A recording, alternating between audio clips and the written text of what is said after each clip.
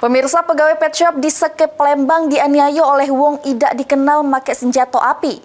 Akibatnya, pipi korban sabuk kepala pecah sesudem ditutus pelaku.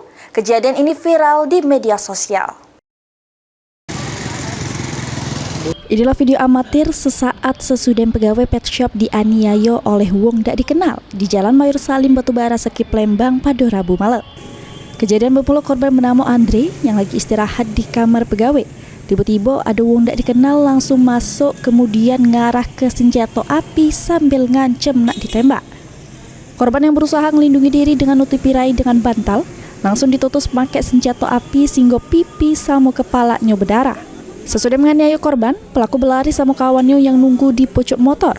Korban menduga ada unsur dendam dari kejadian sebelumnya sehingga pelaku menganiaya korban. Yang mana pet shop tersebut pernah dibobol maling, korban menduga pelakunya sama. Nyodor ke muka pistol itu, terus nggak ditembak, dipukulnya pakai pistol itu, dia pegang pistol begini berapa kali. Ke arah mana kak? Ke arah sini, ke wajah. Ke ini juga ada nih.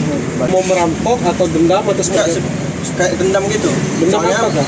Dendam kejadian pribadi, dendam kejadian pas bulan 3.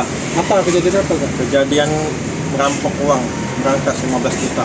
Di mana kak? Di sini juga. Oh. Tapi bermasalahnya memang sama abang? Apa ya? Bermasalah dendamnya ada sama abang? Iya kayak gitu. Oh. Orangnya sama kan? Kenal bang kita. Kemungkinan orangnya sama. Korban sudah melapor ke kejadian ini ke pihak kepolisian, berharap polisi cepat menangkap pelakunya karena korban ngerasa trauma serta takut pelaku bakal ngelakukan hal yang lebih nekat. Mulyadi, Pol TV.